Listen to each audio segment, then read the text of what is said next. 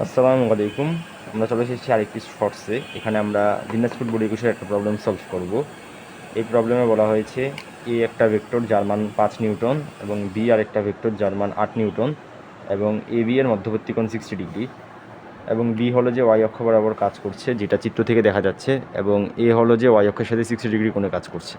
So এখানে ম্যাথটা যথেষ্ট সহজ। তো জিজ্ঞেস করা হয়েছে লব্ধি ভেক্টরটি কী, অর্থাৎ ভেক্টর ফর্মে লব্ধির মানটা নির্ণয় করতে, লব্ধির মান না বেসিক্যালি ভেক্টর ফর্মে লব্ধিটাকে প্রকাশ করতে বলা হয়েছে।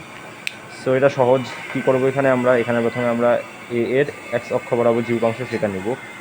সো এ কে আমরা যদি এক্স অক্ষ বরাবর উপাংশ নেই এ এর, তাহলে একে আমরা কীভাবে লিখতে পারি যে A is equal to 5 cos 30 degree I cap, যেহেতু এটা হলো যে 30 ডিগ্রি, সেহেতু এখানে আসছে 30 degree I cap plus 5 sine 30 degree J cap.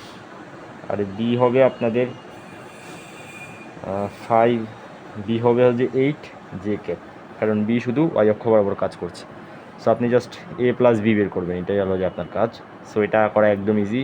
5 cos 30 ডিগ্রির মান আসছে 5√3/2 আই ক্যাপ প্লাস 5 সাইন 30 ডিগ্রির মান আসে 5/2, তারপর সাথে 8 যোগ করলে আসে +8 জে ক্যাপ। সো এটাই হলো আপনার অ্যান্সার। ইজি একটা অ্যান্সার।